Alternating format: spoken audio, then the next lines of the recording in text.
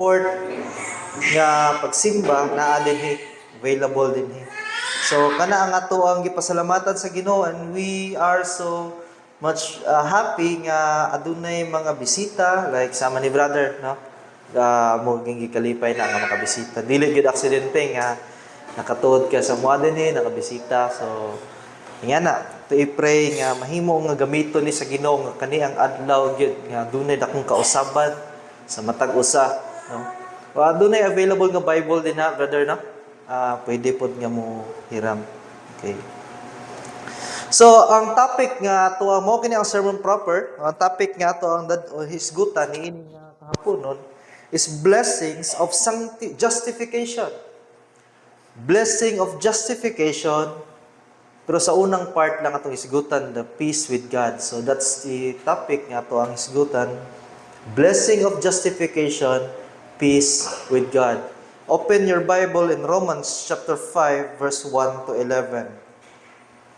Romans 5 verse 1 to 11.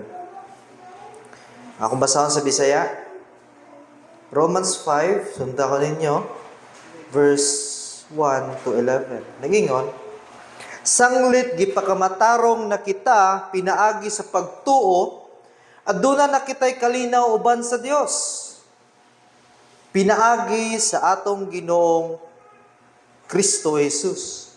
Tungod kaniya, makaduol na usab kita pinaagi sa pagtuo diha sa grasya nga atong gibarugan. Magmaya kita sa pagsalig nga gihatag sa Dios kanato alang sa kaugmaon. Ang pagsalig nga atong ipaambit diha sa himaya sa Dios. Dili lamang kini apan magmaya usab kita sa atong mga pag-antos. Nasayod kita nga ang pag-antos maghatag og pagkamalahutayon. Ang paglahutay maghatag og kauyunan ug ang pag-uyon maghatag og pagsalig alang sa umaabot. Kini nga pagsalig dili mapakyas tungod kay ang gugma sa Dios gibubo sa atong mga kasing-kasing pinaagi sa balaang espiritu nga gihatag kanato. Kay samtang nagpabilin pa kitang huyang sa tukmang panahon namatay si Kristo sa dili Dios nun. Tungod kay lisod alang sa usa ka tawo nga mamatay alang sa usa ka tawo nga matarong, mao nga tingali adunay usa nga mahagit sa pagpakamatay alang sa usa ka tawo matarong. Apan ang Dios nagpakita sa iyang gugma nga ni kanato tungod kay samtang kita nagpabilin nga makasasala si Kristo namatay alang kanato. Labaw pa unya, karon nya kita gipakamatarong pinaagi sa iyang dugo, kita mga luwas niini gikan sa kaligotgot sa Dios. Kay kung samtang mga kaaway pa kita, gipasig-uli kita sa Dios, pinaagi sa kamatayon sa iyang anak. Mas labaw pa, human kita napasig-uli, nangaluwas kita pinaagi sa iyang kinabuhi. Dili lamang kini, apan kita usab magmaya sa Dios pinaagi sa atong Ginoong Kristo Jesus. Pinaagi kaniya kita nakadawat niini nga pasig-uli. But before ta moadto sa ato ang pagsugod, mag-ampo usab kita. Ginoo niini nga kahaponon amuang pasalamatan ka Ginoo sa usa ka pulong na usab nga madunggan nga maghatag kanamo og kaluwasan. Maayo nga balita kini Ginoo.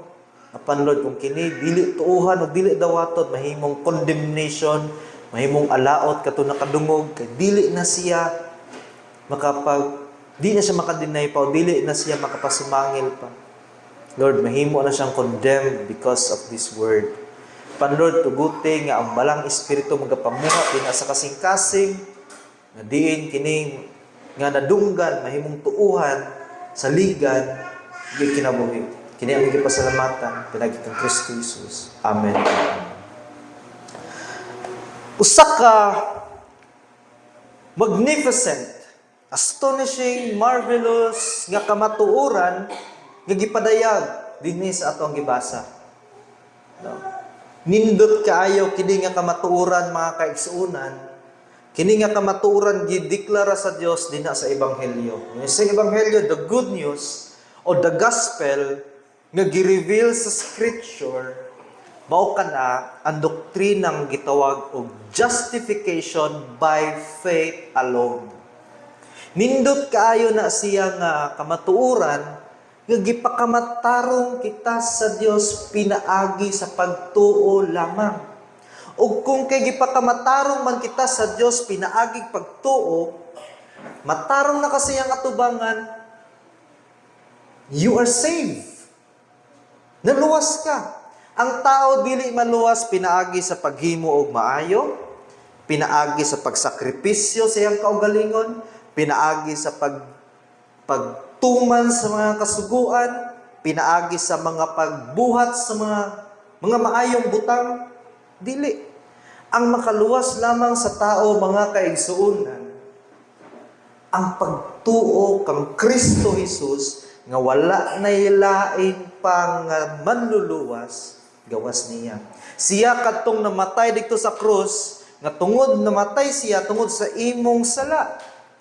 O mga kaigsuonan, katong tanan nga nisalig kay Kristo Jesus, nga ni sakripisyo dito sa cross, kung imong ibutang ang imong pagsalig ngadto kaniya, ang imuhang confidence ngadto kaniya, makabaton ka og kaluwasan, ang imong sala mabayran, ug ideklara ka sa Dios nga matarong.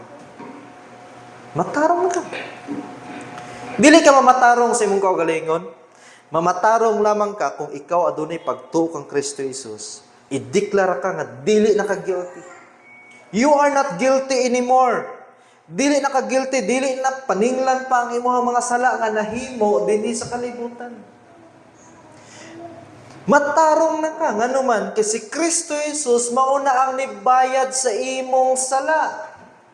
Kung imong salig kaniya ang imong pagtuo, butang nimo kaniya ang iyang pagtuo. Siya ang makasasala, aron ikaw nga makasasala, mahimong matarong at tubangan sa Diyos. Mao nga namatay siya dito sa cross, tungod kay isip nga ang Diyos nagsilot din nimo. Siya ang gisilutan, imbis nga ikaw. Gipuli siya dito sa cross. Ikaw untang ilansang dito sa cross, pero siya na lang. Iyang gibayad, pinaagi sa iyahang dugo ang tanan nimong sala nga nahimo gikan pa ni atong bata pa ka. Mga sala nga imuhang nahimo, mga sala nga imuhang paghimuon pa. Napakay plano nga himuon nga sala. Sala nga wala ka naghimo sa kabubuton sa Ginoo, wala nimo buhata ang tama. Kabalo ka nga tama pero wala nimo gibuhat, that's sin. Kadtong tanan gipakamatya ni Kristo Jesus og sa atubangan sa Dios bayad na ang imong atraso. Bayad na. Usa ka nindot ya kamatuoran ka na. Kung ikaw adunay pagtuo kang Kristo Jesus. Tuuhan nimo si Kristo Jesus kay kanang kaluwasan buhat lamang na sa Dios. Iyahan ang trabaho dili na imong trabaho. Dili na tungod kini desisyon ka ni agto kag simbahan, nagpakita ka sa simbahan, nindot nimong sininaan, gipangtanggal na nimo mga ritos nimo, giusab na nimo imong buhok, purma lang ay katan-awon, dili na mao. Ang Ginoo nagplano na og kaluwasan sa wala pa gitukod ang kalibutan. Siya ang nagplano, siya ang nag-initiate, siya ang nag-accomplish, siya ang nag-apply din na sa imong matag usa ka kinabuhi. Wala ta gi-contribute. Wala ta gibuhat except lang ang atong sala ra gyud ang atuang na-contribute. Atuang sala ra gyud. Para kining kaluwasan nga nindot kaayo masinati nimo. Mo na ang punto ni Pablo sa chapter 4 ning ining atong gibasa sa Romans chapter 5. Bago niabot sa chapter 5, ang chapter 5 magud nagisgot may tungod sa mga panalangin, blessing sa justification by faith. Mga panalangin nga naangkon nato sa diha nga usa ka tawo mamatarong. Nay panalangin, mga blessing nga naangkon. Ang gisgutan na sa chapter 4, mao kadtong pagkamatarong nga dili pinaagi sa tuang mga binuhatan. Pagkamatarong nga gi-credit kanato pinaagig pagtuo. Human nga gimatarong ka sa Dios kay kung nagtuo ka kaniya pa matarongon ka. Mao kini ang mga sumusunod nga mga panalangin. Adunay 5. Number 1, peace with God. Peace with God, kalinaw. Diya sa Dios. Ikaduha, access to God. Access. Ikatulo, hope in God. Take note mo. Ikaapat, confidence in God. And lastly, love of God. Mao kining 5 nga mga panalangin. Una, peace, kalinaw. Ikaduha, access. Makaduol na ka sa Diyos. Ikatulo, hope, paglaom. Nakakipaglaom sa Diyos. Ikaapat, confidence. Aduna na kay kumpiyansa sa Diyos.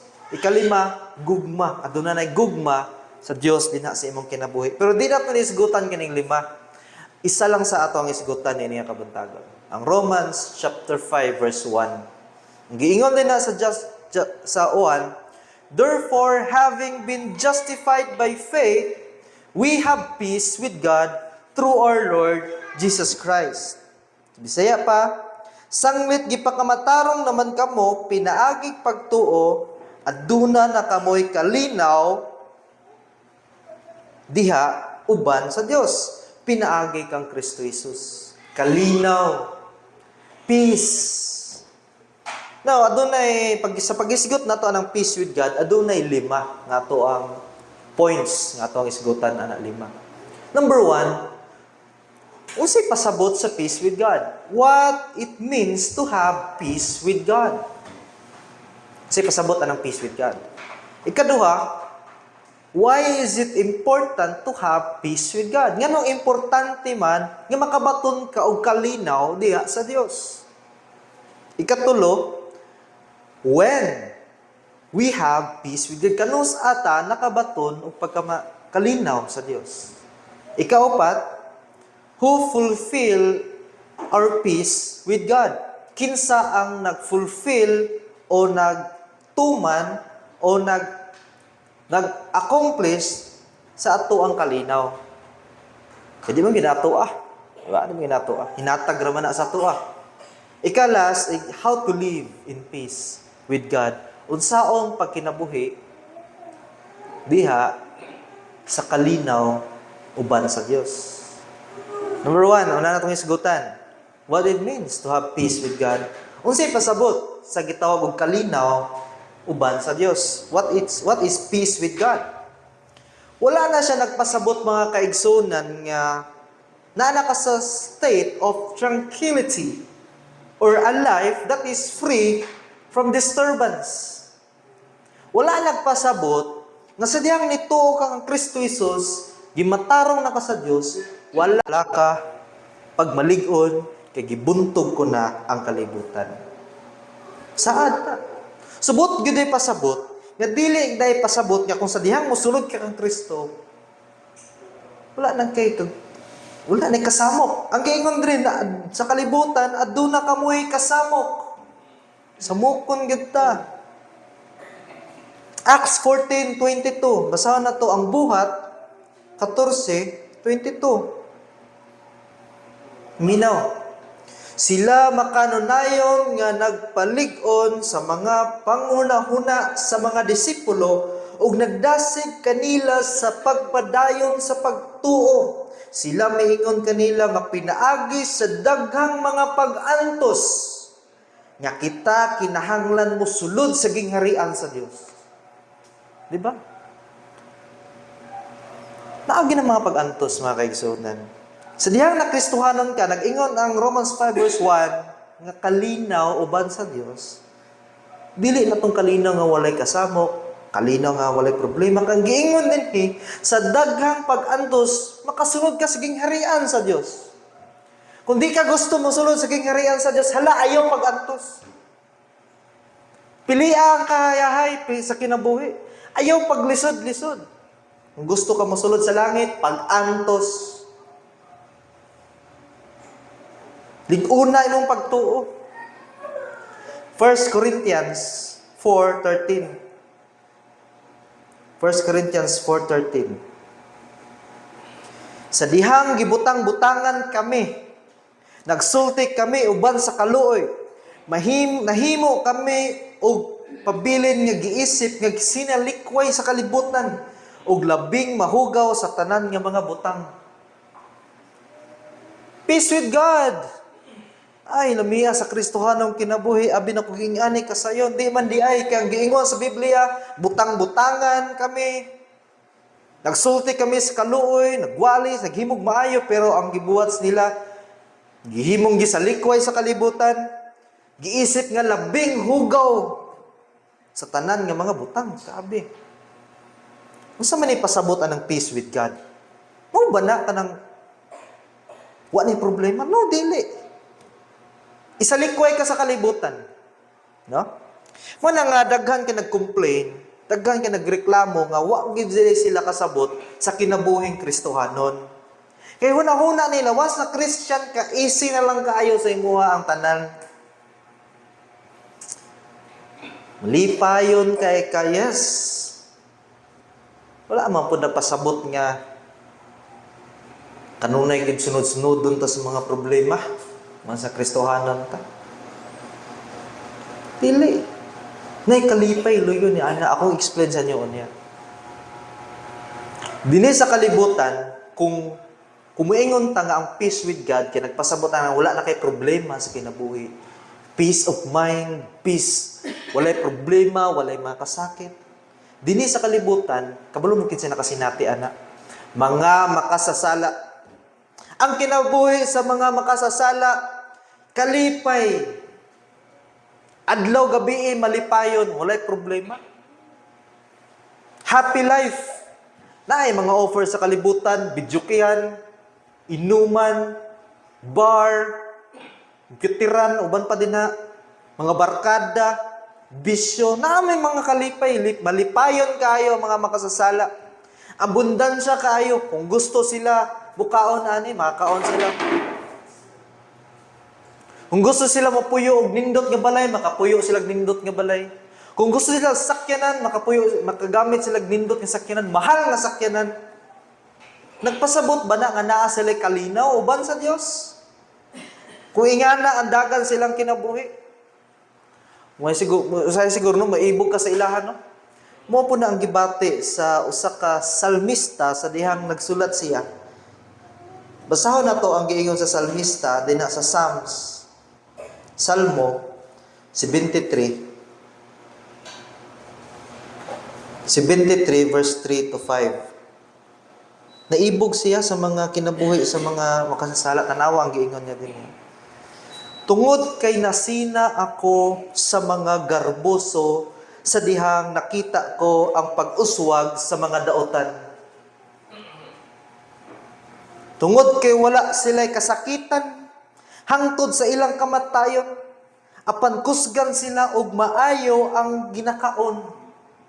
Gawas nun sila gikan sa kabugaton sa ubang tawo, wala sila gisakit sama sa ubang tawo. Kaingon silang salmis. Oh, lamias kinabuhi sa mga daotan, yahay kay bay. Walay problema, nag-uswag na noon, makakaon silang gustong kaonon. Walay problema, hangtod silang kamatayon, peace. Yahay kay sila. Pero sige, ingon sa verse 12. Sa 23 verse 12, basahan na to.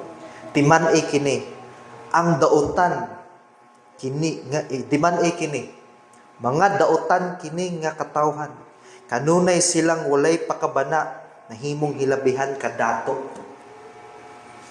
Gusto ka may mong dato? Muna'y pangandoy sa mga daotan? Gusto may mong dato? Gusto makaangkon sa mga butang sa kalibutan? Gusto may mong hayahay? Gusto walay problema? Dili ing ana ang pagsunod sa kinabuhing Kristohanon mga kaigsunan. Dili ing ana. Dili na mo yung pasabot sa peace with God. Unsa day pasabot sa peace with God? Positively mao ni. Kanang peace nga giingon din ha, kalinaw nga na din ha. Sa Grego nga pinulungan, irene. Irene. Kung Irene nga pangalan, Irene, kailan mong Irene? Ang pasabot sa iyang pangalan, peace. Wala siyang sa Greek, Irene. Pasabot na ng Irene or peace, free from rage or havoc of war or freedom from war. Kung si peace, kalinaw, diha sa gubat. Okay, mo na yung meaning. Mo na isa nga meaning niya. Ang gigamit dinhi ni Paul nga word is irene or peace. Meaning, kalinaw, diya sa panag-away. Okay? Wala na'y giyera. Wala na'y kaguliyang. Ang magkaaway, amigo na. Peace na. May mga peace talks. Wala na'y kasuko. Wala na'y malisya nga una-una. Ang ino, ang naana is fellowship, joy, and happiness. Mo na ang meaning. So we say peace. Isa may nakakitag kalaban din sa ilang kinabuhi nga hatong karon nagdumot pa. No? We say peace, meaning ana niya kalinaw. May tungod sa magkaaway, nagkaamigo. Muna siya ang meaning sa peace. Kung basahon na to ang Biblia din na sa 1 Corinthians 7 verse 15. Apan kon ang dili Kristohanon nga kapikas makigbulag, pasagdi siya nga mubiya. Sa ingon ni ana ang mga panghitabo, ang igsuong lalaki o babae dili hiniktan sa ilang pakigsaan. Ang Dios nagtawag kanato sa pagpuyo nga malinawon. Ani siya din aduna na konteksto may tungod sa panagbulag. No? Nya, kung ang dili Kristohanon nga kapikas makigbulag siya, biyaan ka niya tungod kay Kristohanon ka. Sa ingon niya na ang mga igsuon nga lalaki o babae, ang igsuong lalaki o babae dili hiniktan sa ilang mga pakigsaan. Ang Dios nagtawag kanato sa pagpuyo nga malinawon. Gitawag taniya nga magpuyo nga malinawon og layo sa kaguliyang kasamok.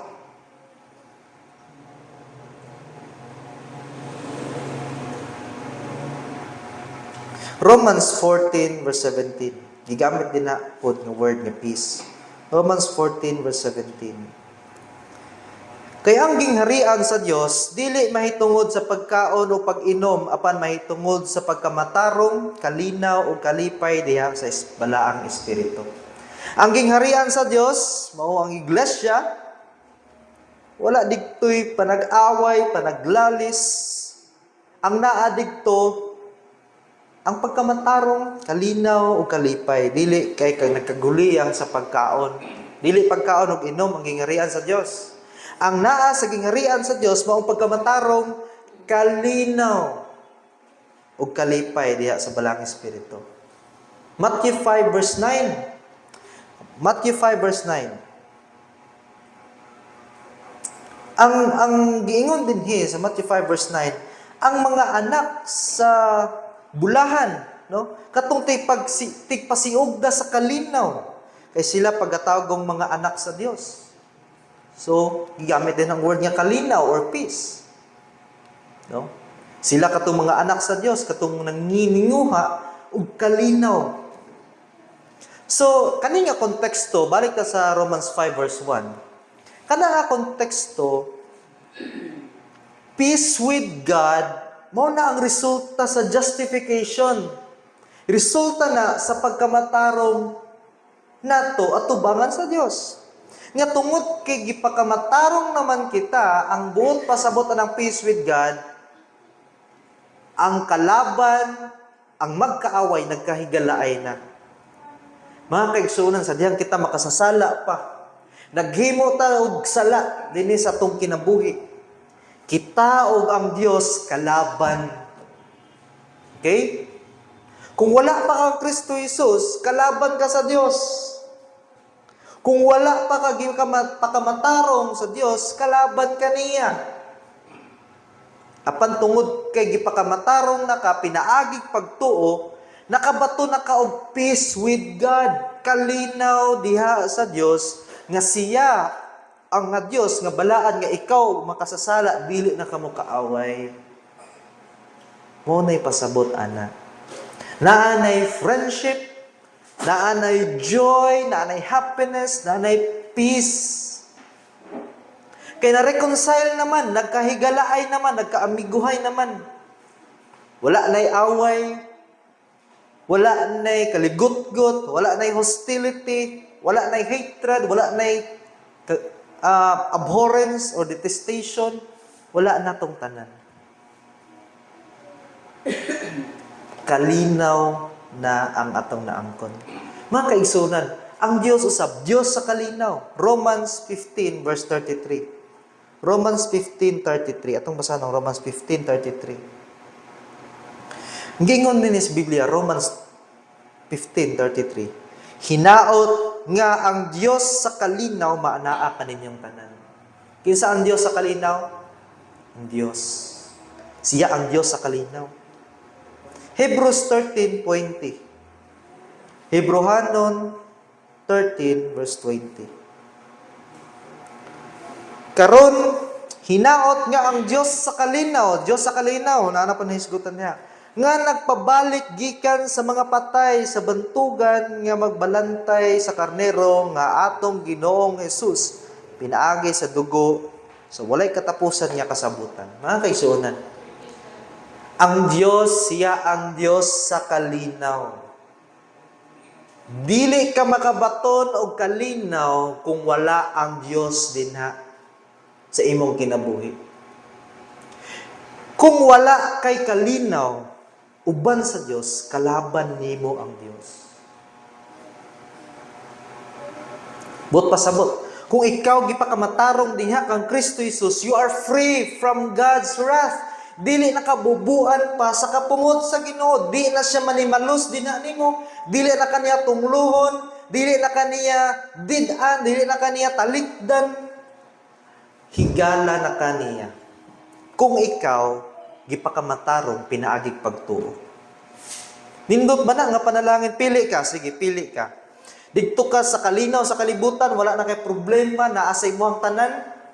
Naangko na nimo ang tanan, butang sa kalibutan, babaye, kwarta, tanan na lang. Or dinhi ka. O ang katapusan ni anak, maangko nimo ang tanan, pero imong lawas, iitsa sa impyerno. Bubuan sa Ginoo sa iyang tanang kapungot. Manggiingon ni Kristo Jesus, unsaon man sa usa ka tawo maangkon niya ang tanang butang sa kalibutan, apan ang iyang kalag itambog sa linaw nga kalayo. Or diri ka, ang Dios nga kaaway nimo kaniadto, ang Dios nga imuhang kanunay nga gibuhatan sa mga butang nga dili maayo, nag-offer siya og pakighigala peace. Pinaagi sa iyang anak nga si Kristo Jesus. Wala na kay dili na ka paninglan sa Dios, dili na kaniya kalaban, amigo na kaniya. Pili ka sa duha. Asay mas bugat sa imong kasing-kasing. Mo na ipasabot sige tag peace with God. Dili na mo kalaban sa Dios. Ikaduha, manong nginahanglan man ta ni ana? Why we need to have peace with God? Anong nanginahanglan ta ana? Daghan kay kog mga isgutan ngano. Ngano nga nanginang kabalo ka ngano? Kay ang Ginoo gamhanan kaayo, able siya doon na siya gahom nga kadtong iyang mga kaaway kaya niyang silutan ug diha dayon kaya niya nga iitambog sila sa linaw nga kalayo ug wala siya obligasyon nga pugngan ang iyahang kapungot. Sabtan ba nato? Gamhanan kayo ang Ginoo ug kusganon kayo siya, kaya niyang manimalos, kaya niyang tungluhon ang iyang mga kaaway ug giitsa sa linaw nga kalayo hantod sa hantod ug iyahang pasagdahan didto. Kabalo ba mo nga ang Dios adunay pagdumot sa mga makasasala, kapungot sa mga makasasala matag adlaw. Basahon nato Psalms 11 verse 17. Psalms 7 Verse 11, Psalm 7:11. Ang Dios mao ang matarong nga maghukom usa ka Dios nga may kapungot sa matag adlaw. Kapungot. Kung nangayog kalabana ang Dios, mong importante kaayo nga makipag-uli ka sa relasyon din na sa Dios. Kay siya kusgan kayo adunay kapungot kasuko sa matag adlaw. Suko kayo siya sa mga dautan, sa mga makasasala o sa mga nagabuhat, sa mga butang nga iyang gigaliggut-gutan. Kabulo ba mo nga iyang kapungot? Naglagot siya sa tanan nga mga nasod sa kalibutan. Isaiah 34 verse 1 to 2. Isaiah 34 verse 1 to 2. Munang giingon sa Biblia. Paduol kamo nga mga nasod og paminaw. Hatagi kinig pagtagad kamong katawhan ang kalibutan ug ang tanan naglukop niini angay nga maminaw ang kalibutan ug ang tanang butang nga gikan niini. Tungod kay nasuko si Yahweh sa tanang kanasuran ug napungot batok sa tanan nilang mga kasundaluhan, gilaglag niya sila sa hingpit, gitugyan sila sa kamatayon. Klaro, nadunggan man nato. Nga ang Ginoo suko kaayo. Adto na siya kaligutgut sa tanan nga mga nasod tungod kay silang tanan naghimo og daotan. Isaiah 63 verse 6. Isaiah 63 verse 6.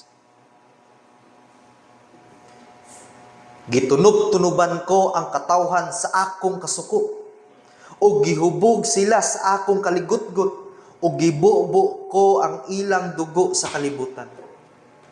Nyana kasuko mga kaigsunan ang Diyos ng mga makasasala. Micah 5 verse 15. Micah 5 verse 15. Pagasilutan ko sa pagpanimalos sa kasuko o kapungot ngadto sa kanasuran nga wala na minaw. Iyan na kasuko ang Ginoo mga kaigsunan. Kabalo ba mo nga iyang kasuko ug kapungot ginapakita niya pinaagig kalayo. Minaw ba mo ato?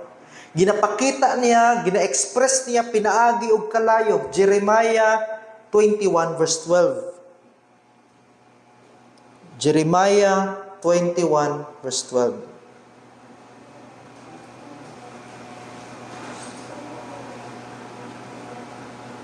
Nara. Panimalay ni David, miingon si Yahweh, pagdalaw gustisya sa kabuntagon, luwasa ang usa ka tawo nga gikawatan pinaagi sa kamot, sa tigdaog-daog, umugawas ang akong kasuko sama sa nagdilaab nga kalayo nga walay bisan usa nga makapalong niini tungod sa daotan ninyo mga binuhatan. Gusto nimo kalabanan ang Ginoo? Ala, atubanga ang tusa ang iyang walay katapusang kalayo dina sa iyang kapungot. Suko na ba siya daan? Nagtuo ba mo nga ang Ginoo wala na pungot sa diyang muhimo ta nagkinabuhi ta nga makasasala? Suko na kaayo ang Dios. O gusahay kung gusto mo o di mo gusto kalayo, gusto mo tubig, sige gi-express po sa Ginoo ang iyang kasuko pinaagig tubig. Ibupo niya sa tanan o gihanan ng gibuhat kaniadto dito sa time ni Noah. Hosea 5:10. Gusto mong tubig? Tanaw nato kung kaya ba atubangon sa tawo ang kapungot sa Ginoo. Hosea 5 verse 10. Saman niadtong nagsibog sa utlanan nga bato ang mga pangulo sa Huda, ibubo ko kanila ang akong kapungot sama sa tubig. Hosea 5 verse 10. Ibubo daw niya iyang kapungot daw nga murag sama sa tubig. Isa may nakasaksi atong grabing baha. Nakapistin mo baha nga mo lapas lang sa balay. Or gusto mo baha nga pareha atong panahon ni Noah. Ingaton niya. Ingaton niya pagpakita ng iyang kapungot. Gina-express niya ang iyang kapungot pinaagi sa kamatayon, sa espada ug sa gutom. Ezekiel 6 verse 12. Gi-express usab niya iyang kapungot pinaagi sa mga daghang kalamidad nga moabot. Ezekiel 13 verse 13. Kamo na mo basa sa inyong mga panimalay. Muna nga ang tubag nganong nanginahanglan ka og kalinaw sa Dios? Kay dili nimo kayang atubangon ang iyahang kapungot. Ayaw gyud pakig-away sa Dios. Kay moatubang jud ka sa iyahang kapungot, kalayo, tubig, sakit, kapatay, kagutom, kalamidad, sobra pa ni ana. Pero ang pinakagrabe nga kapungot kana yung kalayo. Tanawa din ha sa Nahum 1 verse 6. Nahum 1 verse 6. Kinsa man ang makabarog sa iyang kapungot, kinsa man ang makasukol sa kabangis sa iyang kasuko, ang iyang kapungot gibubo sama sa kalayo, ang mga bato nga dugmok pinaagi niya. Isa may matubang sa Dios diya sa iyang kapungot. Kalayo. Ibubo niya sama sa kalayo. Kaya ta niya ibubo diha dayon sa tuang pagkamakasasala mga kaigsunan. Mao na nga gibuhat na ni Kristo Jesus ang pagsakripisyo sa cross para malikay ka sa dakong kapungot nga ihampak sa Ginoo sa tanan nga mga makasasala sa tibuok kalibutan. He is angry with the sinners.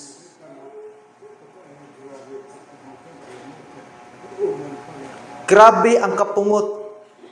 Mo na mga kaigsuonan. Ayaw gyud kalabana ang Dios. Pagbaton og kalinaw diha sa Dios. Mo na nga salamat sa Ginoo nga pinaagi kang Kristo Jesus. Kung mutuo ka ngadto kaniya, dili kapungot ang imong maangkon. Kalinaw.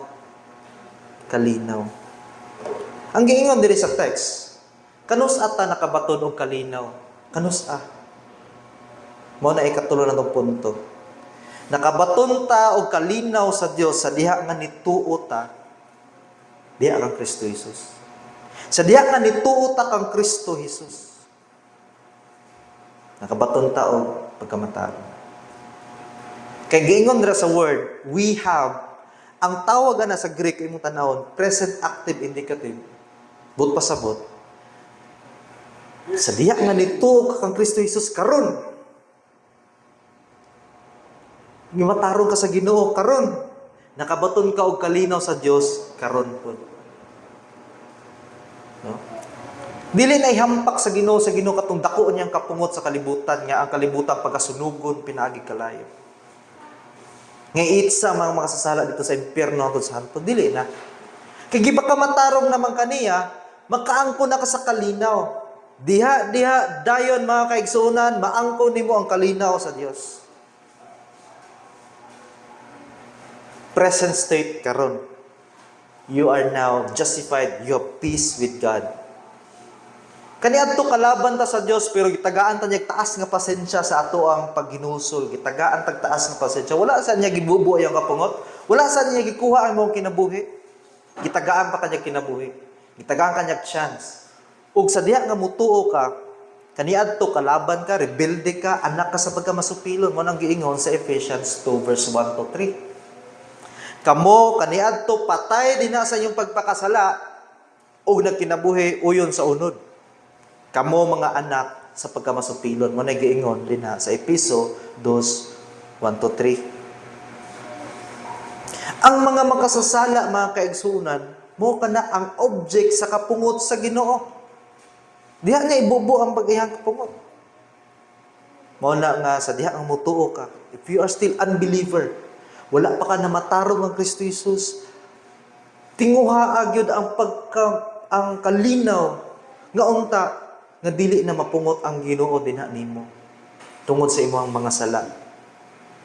Kay kung dili ka mosalig ka Kristo Jesus o di ka mutuo ngadto kaniya, ang i-expect nimo mao kini dakong kapungot nga ibubo niya dinha sa imuhang kinabuhi.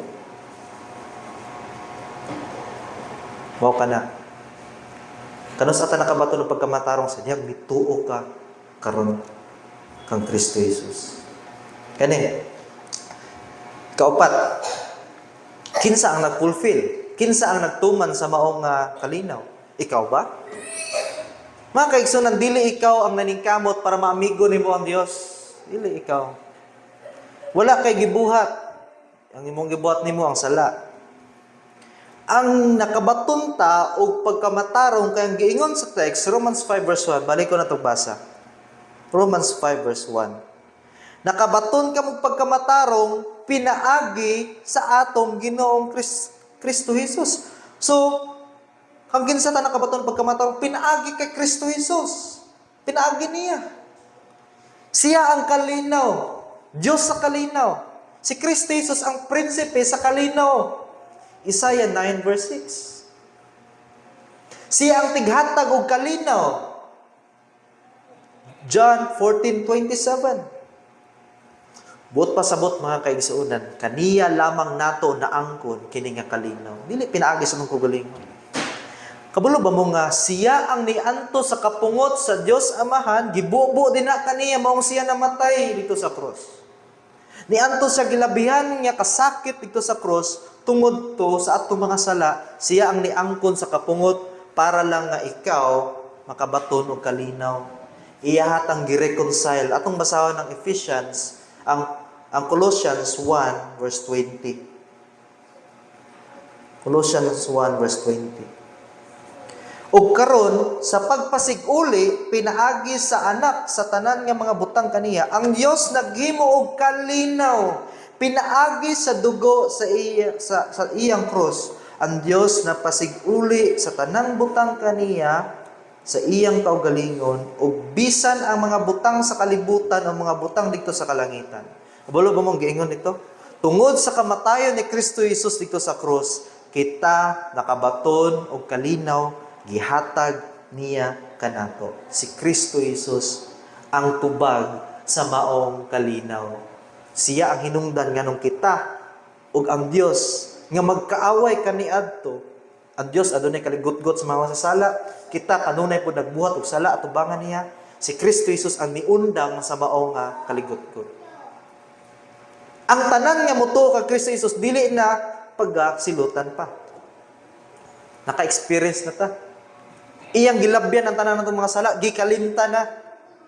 Imbes nga kita ang silutan, siya ang gisilutan. Isaiah 53 verse 4.